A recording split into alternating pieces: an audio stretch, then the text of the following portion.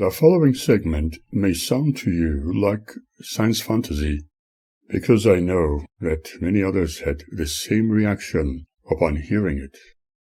Some even suggested it might be a possible false memory, originating from hearing it somewhere or reading it in someone's book. I critically wondered about this issue myself. However, when two people experience the same thing, it can mean that we are onto something really important and very significant. When you observe a horse race with other spectators, you consider it as an experience of reality, for it is happening. It also shows you that you are there, and you are real. There is no need to prove its authenticity. If you take your partner to a venue where you enjoy a concert, you consider it in the same light. Shared realities point the way towards validity of the experience, and are therefore considered real beyond a shadow of doubt. It is like sharing a moment, enjoying cups of coffee with your friend, or listening to an orchestral performance. One needs to have the experience repeated to be absolutely certain of its legitimacy. When you experience something on your own, telling your friends about it, that could easily be considered a dream, although it is real to you. But this following story is what Magda and I have experienced together, and no matter how bizarre it may sound, I am willing to share it with you, for it has left its imprint within my memory so strongly that I still remember it in detail. What you are about to discover is just like those previous occasions I mentioned, and it may be amusing or even worrying for the reader. I'm hoping, however, that it is more entertaining for you than perhaps judging the situation as being only a story created by a creative mind. It may also have a familiar aspect to it, for it is unique and true, as far as I am concerned. I have experienced it personally. Let me emphasize that I am educated in psychology, therefore keenly interested in dreams and fantasies to analyze the meanings behind them. Not in an occult sense, but psychologically, in regard to what mental conditions they may point to. Usually, traumas people suffer or inhibitions they may be trying to overcome can be comfortably studied through dream analysis. However, my story is certainly different. Take note that I am not influenced by it, nor is my mental state the side effect of a dream. I support dream therapy, for it can be very therapeutic and help uncover hidden secrets, which can assist the patient overcome his or her fears and indecisions. This segment of my story is beyond dreaming, and certainly beyond imagination. One evening, after spending some time with the Strohbachs, reading Bible passages, we engaged in debating issues related to the existence of so-called aliens and some of the abduction cases. After cups of tea and cakes, we made our way home, arriving at around 9 p.m. It was a cold, wintry evening. Hobart was experiencing southern polar winds. Little Annette was sleeping, so we put her to bed. We decided to have some snacks, more hot drinks, and relax in the lounge. Magda was busy as usual, reading her Bible. That was her way of relaxing. I could read something of my choosing, but Magda watched me like a hawk, and I dared not listen to any music, for that too was not allowed. Suddenly, unusually bright lights streamed through the shutters and curtains, creating a daytime atmosphere. This shocked us both. It was as if the night had turned into day all of a sudden, and it remained that way for a while. For a brief moment, a strong thought passed through my mind. What if the end of the world was upon us, as Magda believed and preached about? There was no sound, no flicker or vibration. Magda dropped her Bible on the floor and shouted, "Mein Gott, was ist es eigentlich?" Meaning, "My God, what is it?" And continued, "Is it the police? Perhaps with those lights?" However, there was no commotion and no noise to be heard. There were only extremely bright lights streaming through the shuttered windows. At first, hesitantly, I wanted to look through the window, but decided to go out and investigate. As I approached the door, Magda shouted, "Don't go out!" But my curiosity got the better of me, and I was more determined to do so. Magda grabbed my shoulder and arm, once again shouting, "I'm telling you, don't go out." Although quite apprehensive, I opened the door and stepped outside. Magda, still holding tightly on my arm, seeing a huge metallic vessel of an unusual kind, which was about 70 to 100 meters in diameter, shaped like two gargantuan plates, facing one another and standing at a height of circa 5 meters from the ground. She shouted, "Oh mein Gott, let your demons go." Still painfully clutching my arm and trying to pull me back inside, she exclaimed, "With all those demonic books you are reading, this is what happens. Oh mein Gott." Then she started to pray loudly to Jehovah for divine protection from evil, while shaking in angst and extreme fear. I tried to hug and calm her down, but she pushed me away and shouted again to get rid of my demons.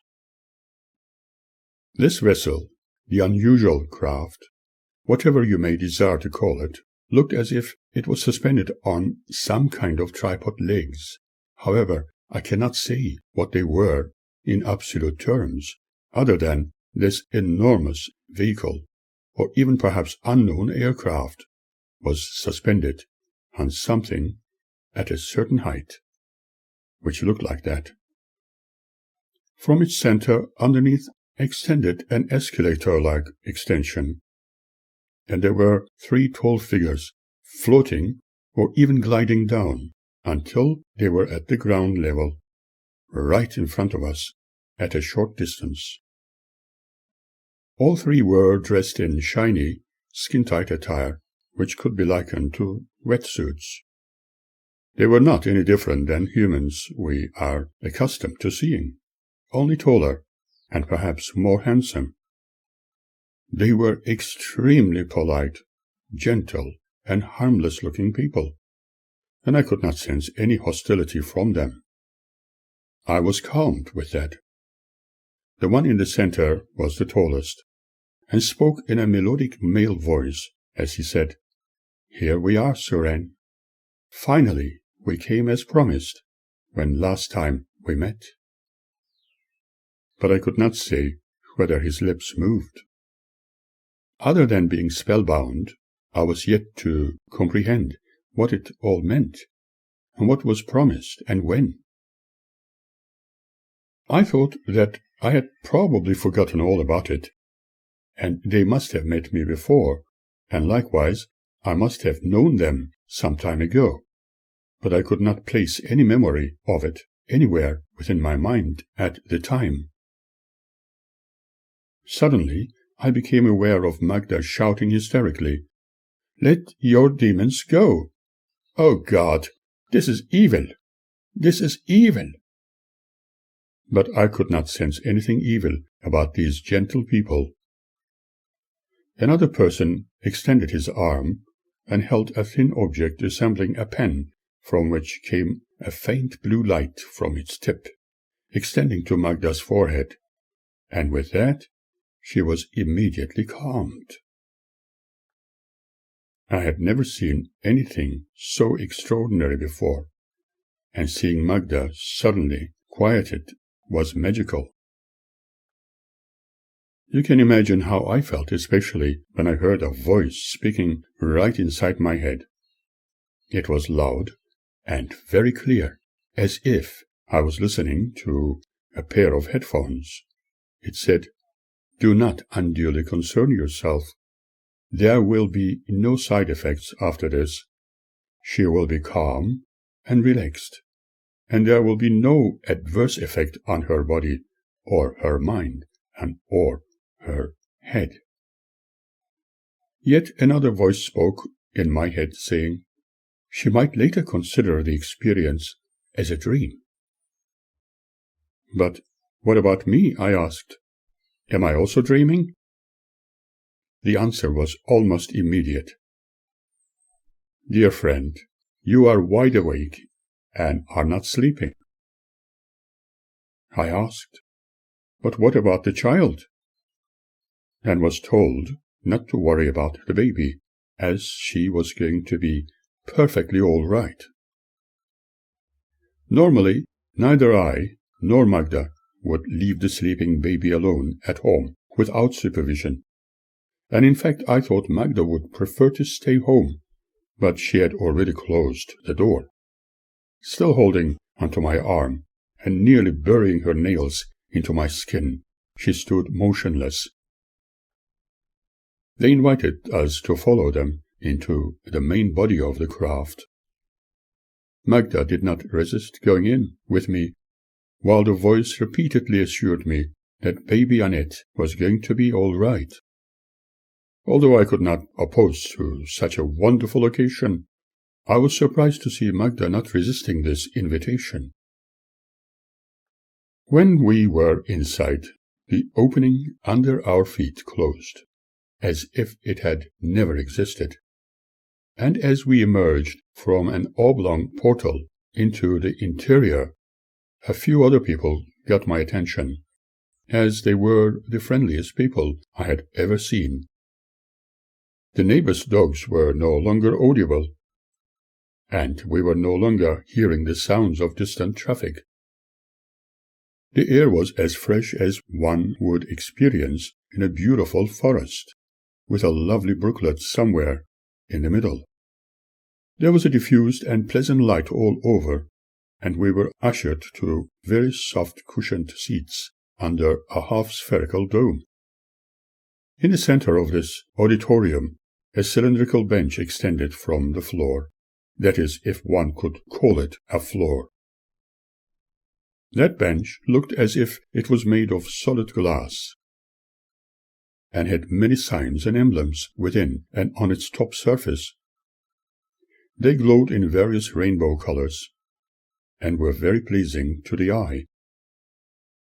I noticed spherical transparent objects floating around the ceiling area of the dome's interior, and one or two largish ones just above the cylindrical structure, which I thought was a control mechanism for certain navigational operations. However, I knew that the whole craft was controlled by thought. Remember, I'm only interpreting what I saw in a way to make it easier to describe. Suddenly, one of the glass orbs above this control bench hovered in alignment with it, and its size enlarged. Now I was unsure about its real nature. For a moment I thought that it could not have been a physical object, yet it looked so real, as if it was physical.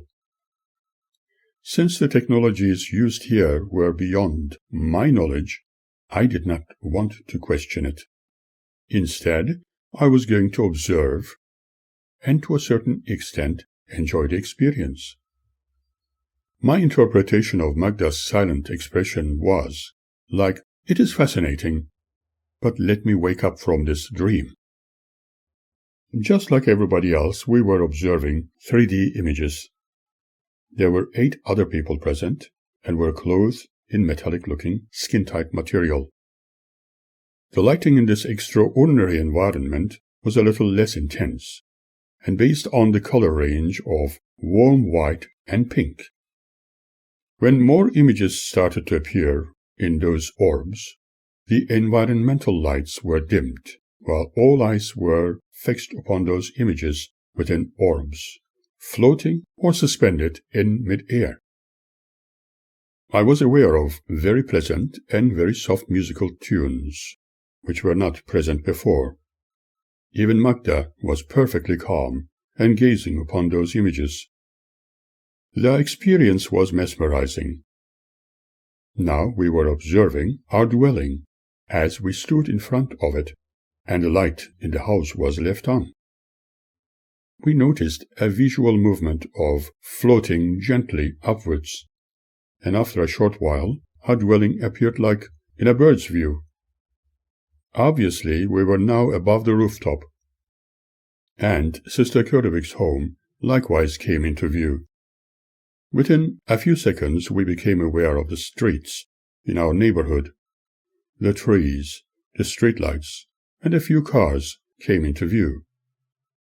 Then we began to gaze upon Mount Wellington and the bay, and the city of Hobart, with fluffy cloud cover over it, became visible. Although it was night, the light from the moon was just enough to see the features of the land, the vegetation, and the buildings down below. We kept gazing upon those extraordinary orbs, and became aware of other townships distancing from us, giving way to a map-like complete picture of the whole island of Tasmania. There was not the slightest discomfort during this very rapid flight, and we started to see the entire bay between Tasmania and the coast of Victoria. Even under partial cloud cover, the lights of Melbourne City were clearly evident. As we distanced further, we were able to see the lights of other cities and towns spread all around. Sydney looked the brightest. Eventually, we were looking at Perth in the west, but it did not look as bright as the astronauts many years later described it to be, the City of Lights. We were looking at the fabulous curvature of our home planet, with its thin atmosphere glowing with energy, especially where it was yet going to be a beautiful sunset. It was truly a humbling and exquisite experience to behold, observing this wonderful blue jewel from a great distance. Was this real, or was it just another dream? I could not even begin to guess. It was simply beautiful, and was an experience I would never want to forget. I could not say what it represented to Magda. I could only hope it was a beautiful experience for her too. She was calm, still observing the images presented. In fact, the whole experience was extremely fast, but at the same time it was slow enough to absorb. The sky suddenly became pitch black, and after a short while we began to notice little points of light. Even the galaxy we are part of, parts of which presented a bluish glow. Then we noticed more colorful regions. Suddenly I felt a great shock when we came very close to the moon, as those rocks and craters glistened brightly while presenting mainly grayish colors. The feeling was as if we were about to crash into those mountains, but soon my fear was dispelled. The shadows from those rocks looked so stark and harsh. Now we were looking at the beautiful curvature of the moon. It was evidently so dry, without air, making one wonder if humanity could turn it into a habitable mini-world. A further observation revealed some other unusual features. One could see intermittent flashes of light glistening from within the craters. And I thought that they were the sun's rays creating the spectacle. Similarly, other craters looked as if they were covered with transparent domes for protection of what was underneath. But probably the visual spectacle was nothing other than optical illusion. Parts of the moon looked as if it was being tended or managed by another civilization. The illusion was almost complete with another observation which appeared as if the moon was like a balloon, with others living and working inside. Could it be true? In fact, the moon is an unusual object, with its perfect size and distance from Earth compared with other planets in our solar system. Maybe what we were observing was a dream sequence and not actual reality. Maybe one day it would become clear, and humanity would know its realism. Remember, there are so many unknowns in the universe, let alone in the world upon which we live. From here we were able to see faint nebulas presenting unimaginable colors. It felt as if we were still floating above the lunar surface, because we were able to see the lunar horizon and the rugged landscape below. We were indeed watching a magnificent vista in its own unique beauty, and colors presented within the pleasantly grey tones. What we were observing was definitely gloriously three-dimensional. We were most certainly there, observing an exciting world, without or very little atmosphere displaying its own exquisite beauty from within the wonderfully comfortable confines of an unusual craft. The mechanics were unfamiliar to me, and therefore to describe them would be mere guesswork, until the occupants enlightened us. But if they did not consider such knowledge to be important, I was not going to question.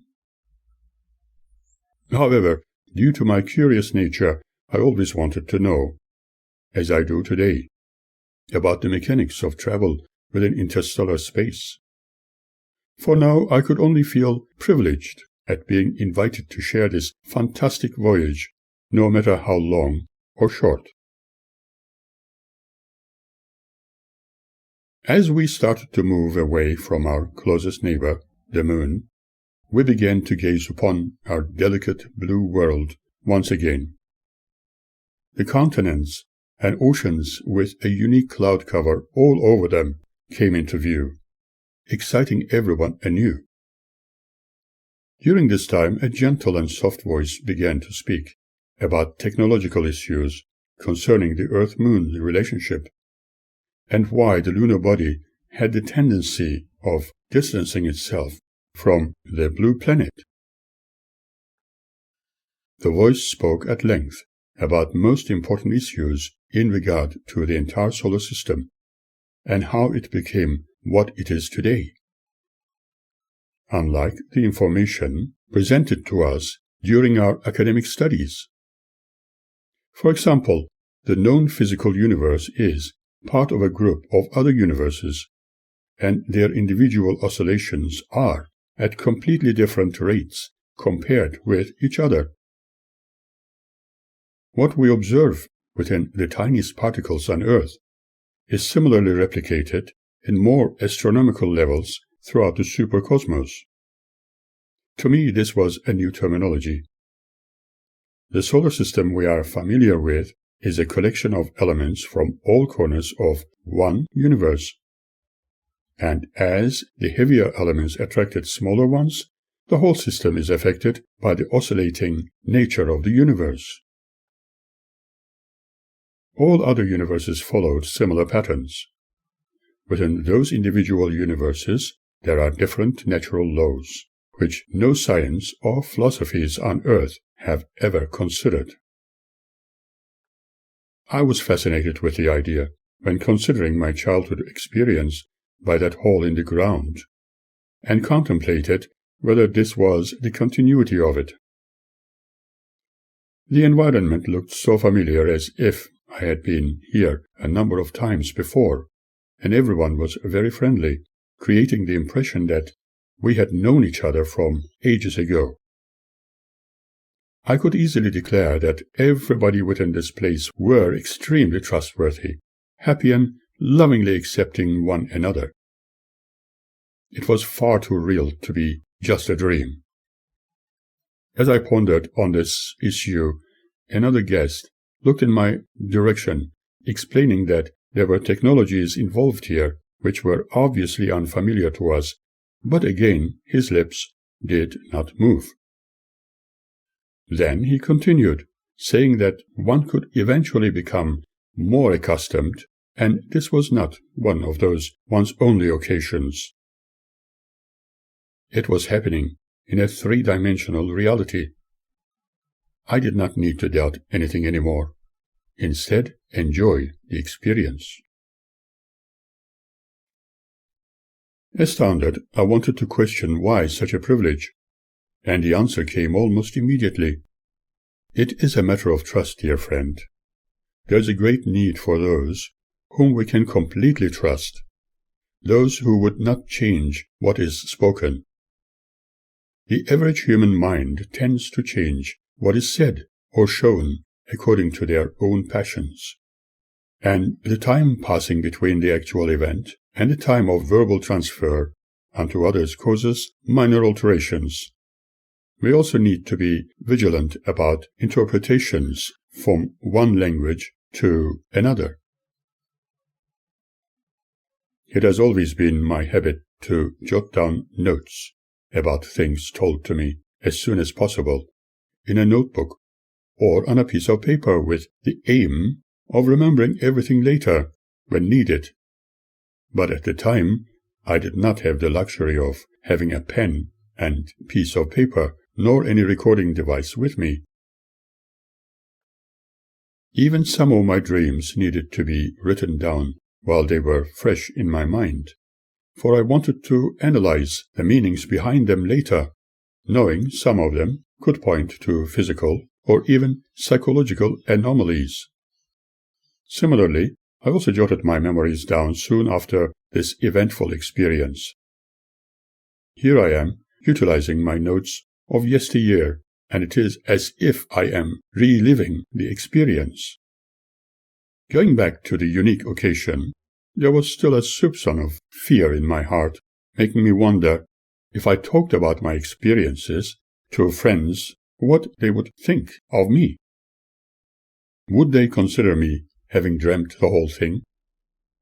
Would they perhaps attribute all those things I told them as great imagination on my part?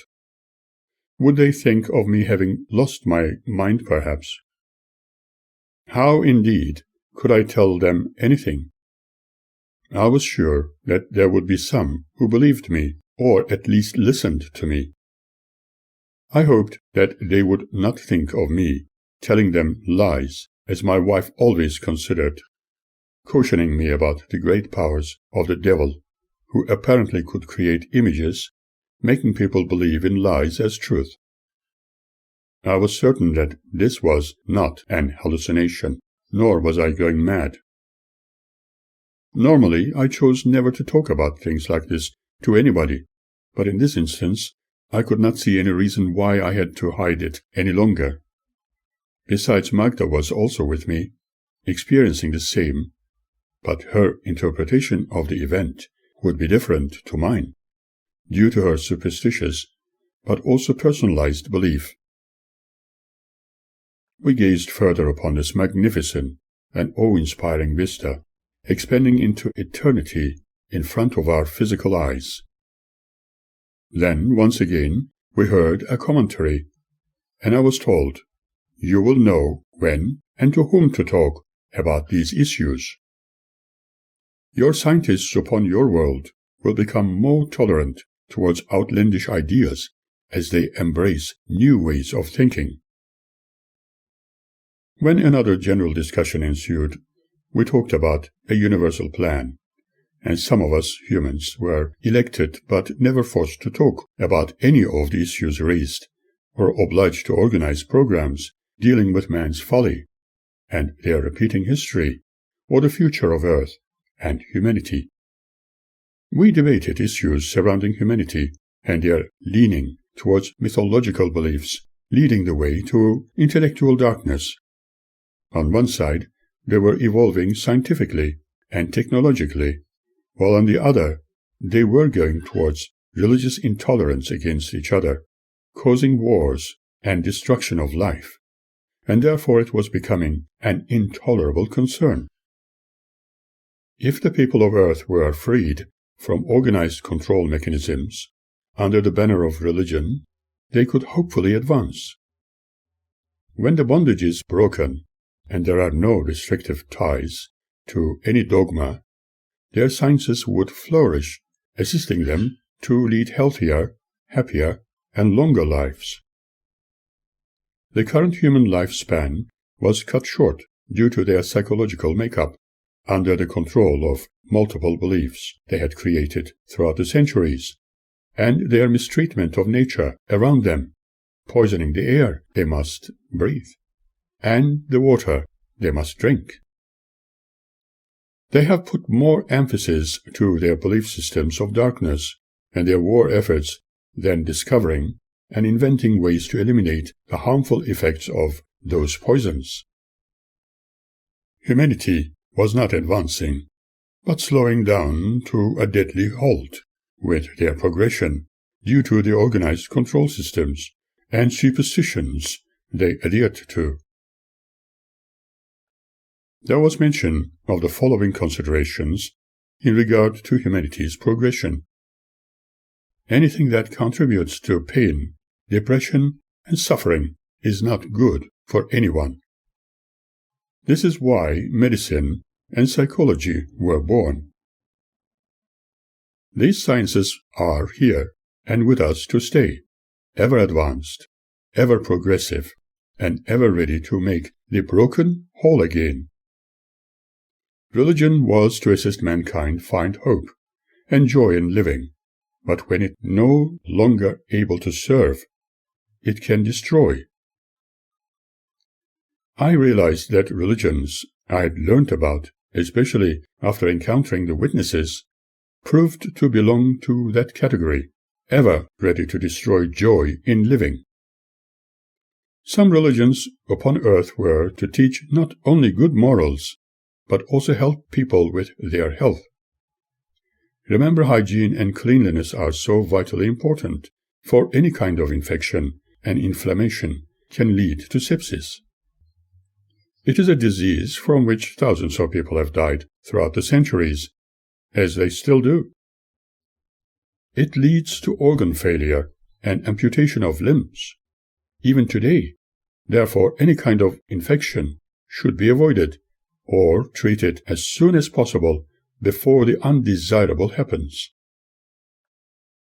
Interestingly, when there was no medical development in ancient times, religions were emphasizing cleanliness. Maybe religious thought was the forerunner of today's developments, therefore medicine's role in life everywhere is realized. As one discovers, today multitudes of belief systems on earth can no longer help us, for they have all undergone extreme changes, based only on selfish and power-hungry controllers of current humanity. There were so many more matters to consider in regard to humanity. There was so much more to share, and therefore it was suggested that we should meet more often. However, if and when our brothers from different recesses of just one galaxy utilized their sciences and communicated with Earth's so-called leaders, including those of their religious organizations, at this stage it could create opposing ideals. This was the reason for their extreme caution. One said, "For the moment, we can only attempt to inform a few who can at least write down these issues. We are all willing to help your kind out of our unconditional love for life, and you are included. Never think for a moment that you are all alone in the universe. Know that we cannot interfere with your evolvement. We can only assist you if you are willing to receive our assistance, and only if you can accept us as we are. We are not your dreams, but we are in your dreams. If you can accept our reality, we can become your reality, assisting you to advance within a world which is planned to become a storehouse of knowledge of ages. They explained how Earth could contain the entire history of the universe and spoke about coming medical advances on Earth, how human life was going to be improved so that humans would have longer lives. Many of those advances were evidenced by the people of Earth needed to be patient for a few more decades yet to come. If only they would listen to reason and stop all the nonsense of their warring efforts against each other due to their beliefs and sectarian animosities, they would advance to such heights they have never imagined possible. Earthmen needed to realize that their individual selves represented yet another universe.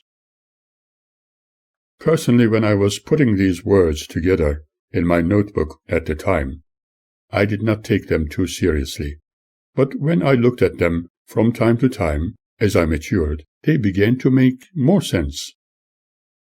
As humans, we were heading towards major changes in our earthian lives. It was not going to be as those preaching about the truths of the Bible, but rather by discarding ancient dogmas and belief systems and looking forward to the future through research and scientific advancements. Perhaps humans need to analyze their ancient myths more open-mindedly and share their findings with each other without forming more cults.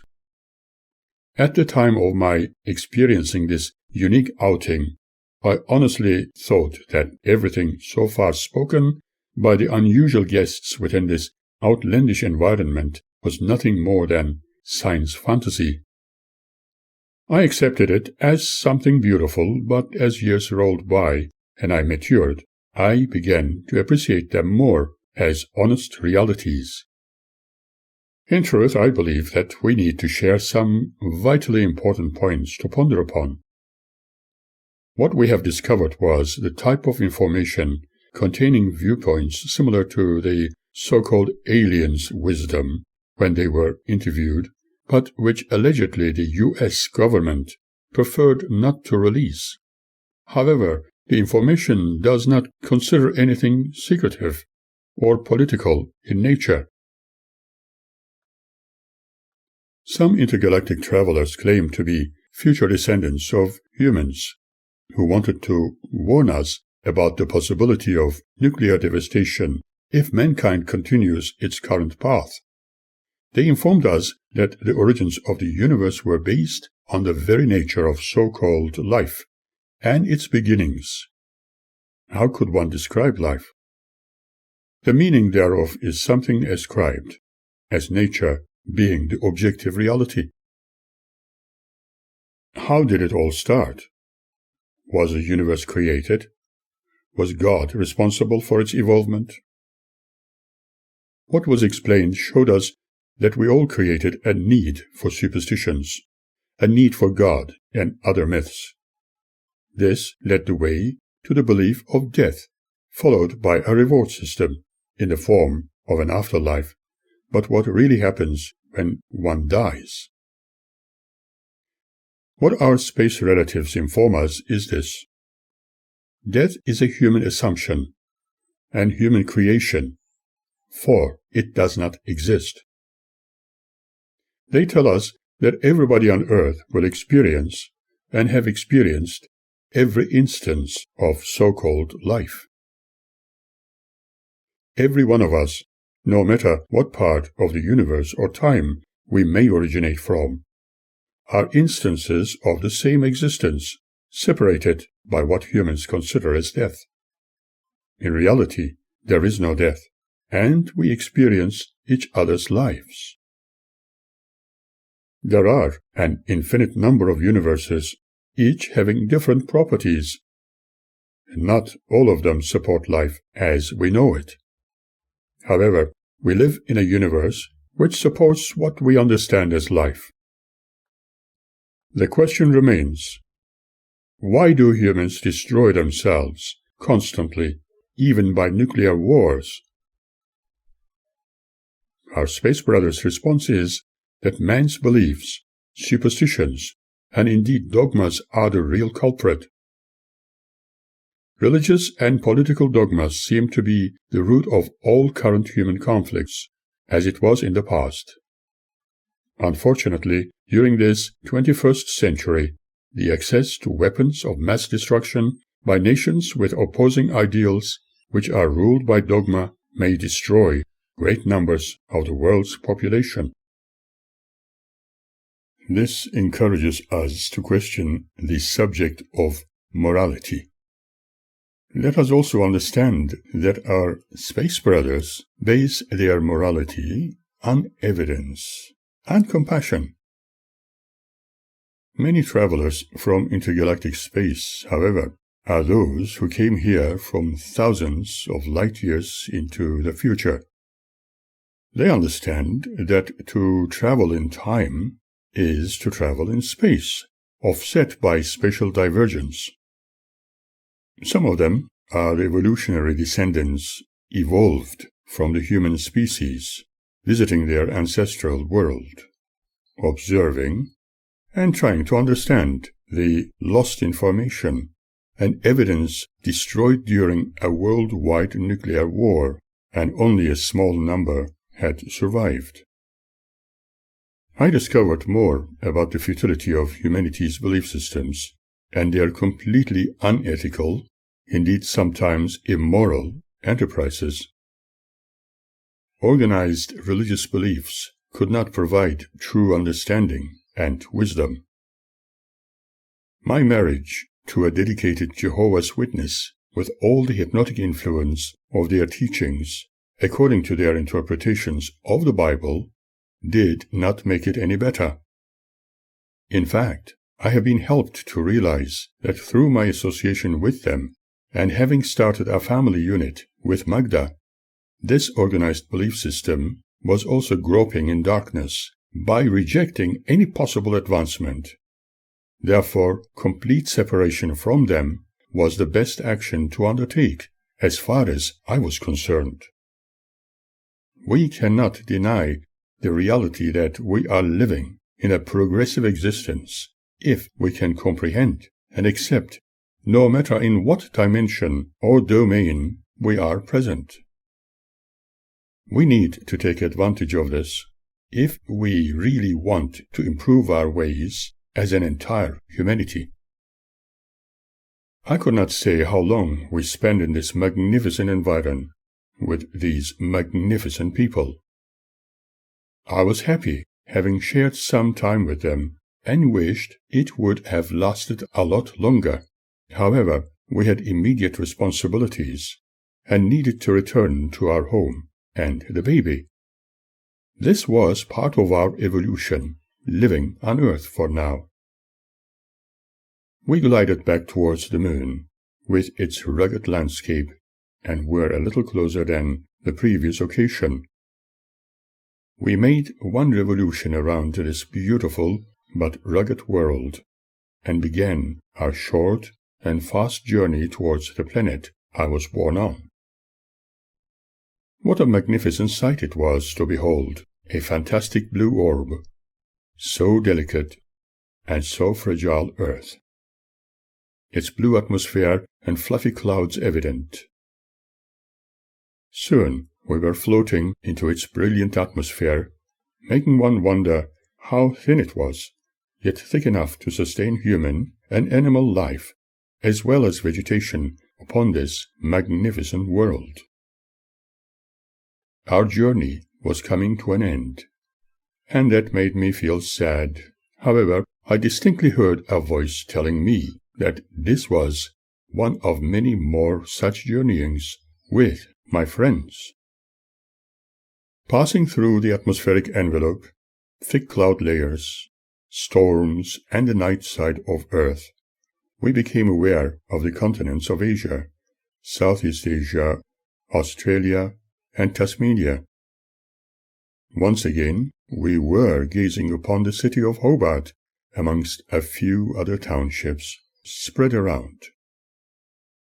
Soon, the nearby suburbs with street lights, followed by a few cars and pedestrians. Finally, the rooftop of Sister Kurdovik's home, and our little dwelling came into view. Now we were in front of our front door, and our lights were still on. As our friends farewelled us, I was full of hope to meet them again sometime soon. We entered the oblong opening and glided down the extension to the ground with two of our friends accompanying us. As we entered our dwelling, they extended their arms as if to say goodbye for now, and went back into the craft. While gazing upon this magnificent vehicle of flight, it quickly shot up into the distance, and the new friends we briefly met zoomed away at less than a 45-degree angle towards the north. I kept hearing in my mind, "We will meet again soon." Magda pushed the door open and sat on the couch, immediately falling into a deep sleep, without uttering a word while I closed the door and checked on Annette. She was fine and sleeping very comfortably. After making some tea, I asked Magda if she wanted to have something hot, as I thought she was awake at that moment, as her eyelids were flickering. As she awoke from her brief slumber, her characteristics intact, she told me to get rid of all my evil books if I loved her, for they were apparently having a very bad effect on us. I told her all my remaining books were textbooks on science and psychology, and were not evil. She repeated her words, saying that if I loved her, I would burn them all in front of her, and then she would know that I loved her. I showed her the two books written by George Adamski, which I had recently obtained, asking her if she would be happier when I gave them to some friends as a gift, and queried if it would prove my absolute devotion to her, as she demanded. "No," she shouted. "No, I want you to get rid of all your evil books." I obviously needed to hide them from her. I also had other items of scientific worth, but to her they would present nothing other than evil, and I was not prepared to part from them. Then I made a deliberate attempt, asking her why she was so keen for me to destroy all my textbooks.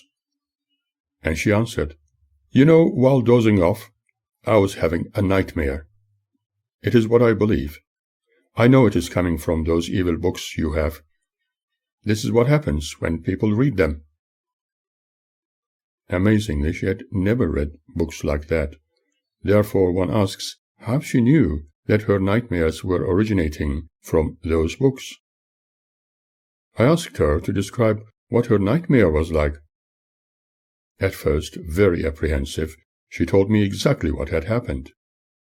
She described the approach of three people, entering into a big pod, glass spheres, and images of the moon, Earth, and the stars. And the people spoke evil things, like religion being bad for us, and I was there too. "It can only come from Satan the devil," she shouted. "Get rid of those books, and I know they have evil spells." "Do you really think that somebody put spells on those books?" I asked. "What about the Bibles? They too are books And if there's anything like that, cannot Bibles also be inflicted with spells? It seemed it only had to be my valuable and rare books I was demanded to get rid of, if I loved her. I felt that the Strohbachs had advised her to do it, just the same as their deeds, burning the lovely gifts my mother had sent me. Was it a Jehovah's Witness tradition? She must have believed that she had me under her complete control. Maybe it was due to her being brought up that way, and she had no idea how hurtful she had become by never giving me a chance to express myself freely, or allowing me to have a little interest in anything. I needed at least some freedom to be creative and excel in order to establish a better relationship and better family life while becoming a useful member of society. She was obviously in need of advice, given by people with mediocre minds, as long as they were witnesses and faithful servants of God. If they approved my interests, then perhaps she could accept me as I was. She sought opinions of other witnesses, like the Strohbachs, about my books, for example. Sadly, I can never forget how they burnt the gifts sent to me by my mother without my knowledge, later telling me all about their God-pleasing deeds. As expected, they could only advise her that some books were not from the light, and probably carried evil spells. Therefore, the best thing would be to burn them. She was doing everything exactly how the Strohbachs would have, burning them behind my back, and then telling me about her good deeds. Did Magda have any free will and reasonably functioning mind to ponder on how hurtful she had become? This way, the witnesses were supposedly helping a brother in need just to win him over. This further proved to me that their religious belief system could only be based upon superstition. I am so grateful to Magda and the other witness brothers for helping to open my eyes to the real truth. Now I was more than ever certain that they were not only ruining lives and destroying relationships, they were also clearly proving what they really stood for, and I had to break away completely from such religious darkness, which belonged to the Dark Ages. I cannot forget how impossible it was to talk to her. It was not due to lingual difficulties we might have experienced, as she needed to improve her knowledge of English, and I needed to improve my accent in German, for we always understood each other extremely well as we spoke both languages. Whenever I attempted to have a heart-to-heart conversation, she preferred to pray to Jehovah to protect us from evil and help me understand the ways of God. In other words, she used to shut me off. Our communication and fundamentals of our family was based on shaky grounds, and I thought long and at length that my desire to settle in Sydney or Melbourne, no matter what the circumstances were going to be like, was the best action to take. Perhaps we could have a rest from the completely devastating, superstitious, and backward existence of religious intolerance. One day I met some people in the library while I was looking at a number of UFO-related books, and they showed great interest in the covers of the books I was looking at, and we started a conversation. One of their young relatives was apparently abducted by the extraterrestrials after his in-depth research and discovery of forbidden knowledge about them, and he had simply disappeared. That was their story, and I was unsure how it had developed into its current state. They were certain he was alive somewhere out there, and they had many sightings and some unusual activity in their home. Interestingly, they lived in the same neighborhood as we did. They became very friendly towards me, and if I could accept them as my friends, they would be grateful. I was happy to have friends like them, for I could talk about things of the unusual kind without concern. They told me that they sensed something different about me and invited me to their home one evening. I never spoke about this encounter to Magda, knowing what arguments it would cause. I also did not tell them about Magda or her beliefs. They knew only that I was married and living in the neighborhood. It interested me a lot when they exclaimed they sensed something different about me. Maybe I looked different racially and was accented in my speech, thus their consideration of me being somewhat different. Soon after, one evening, when Magda decided to go to the Kurdovics' place with little Annette to join their Bible reading session, I took the opportunity and visited these new friends. Richard Bach says, "Your friends will know you better in the first minute you meet them than your acquaintances will know you in 1,000 years." It was so delightful to experience a genuine friendship, expecting nothing other than smiles, acceptance, and a desire to share stories. They had several encounters with unusual people they believed to be unearthly, and one of their close relatives had disappeared. The police could not find any trace of this individual, even after a very long search. They declared there was no foul play and no evident motive. Forensically, many circumstances can be considered, because we are living in a world also populated with people of evil intent. Alas, sometimes people create stories to cope with their tragedies more easily. The family thought that, especially when a well-spoken and gentle person disappeared like that, it could be due to his forever interest in interstellar travel into other recesses of our universe. Maybe their relative journeyed into a parallel world and was happily living there. They suggested that I sat on a chair, which signified something very special for them, for it was that close relative's favorite. They hoped I might sense something about his person, and psychically tell them things they ardently wanted to hear. I understood how stressed they were in regard to that disappearance. I asked why they thought I could help them, and in answer they declared that when they met me in the library, it must have been deliberate, even so organized, and spoke about the most intriguing subject of visitors from other worlds. They were so sure that I could assist them, because they sensed I was not from the known neighborhood. I felt they were under extreme stress, but could not detect anything psychologically significant.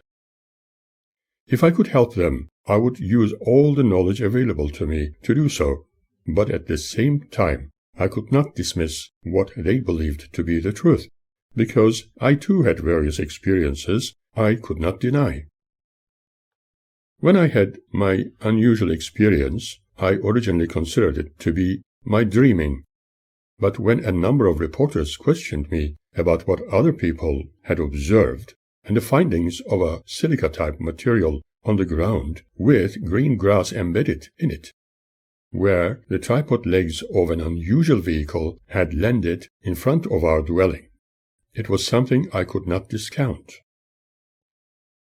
If it was a dream, how could others also observe it? That still remains a mystery.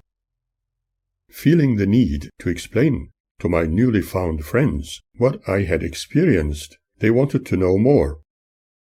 They claimed that their relative was also keenly interested in discovering more about what they, along with a few other people, have experienced. Before those strange happenings, they were completely down to earth and did not believe in anything like that. But after what they had observed and the tragic event of losing a close relative, it got them believing in what once was unbelievable. They obviously needed something positive to hear. I explained a little about what I experienced, and they told me all about what they witnessed, which was an unusual sighting at the same time. They were astounded. I hoped that I had not done anything wrong by telling them my story, but having discovered what they needed to hear helped them realize that they were not alone. I spoke about all the positive things, such as the galactic friend's journey into places. They were now more relaxed. I told them how I felt about their relative, who was more at ease and happy, and they were going to discover more about his experiences when the time was right. If I did not experience what I had during that evening, when we journeyed into space, I would have treated the situation differently. I could not fully analyze the event as it happened to me and Magda unexpectedly, and yet could not ignore it, for it actually happened in full realism. Otherwise, it would be unimaginable for others also, having observed those strange lights, descending and later ascending. Or else, my new friends too were hallucinating. I told them that our meeting at this time might be the only one, as I was to travel into distances far, but when in town, I was going to try to meet them. Even now, after all these years, I still ask, what are out there? Are we alone on this planet? The circle of my other so-called friends, their witnesses, including Magda, would never accept something like that as real. Even the Strohbachs would consider it as creative thinking, a silly dream, or a show presented by Satan the devil. Jehovah's Witnesses seem to know this devil intimately. But I still question, if it was nothing more than a dream, was I having the same experience at the same time with Magda? That would be a little too unusual. All the concepts, dreams, and imaginings presented here are my truth, as I experienced. Remember that some truths are very relative for every individual case.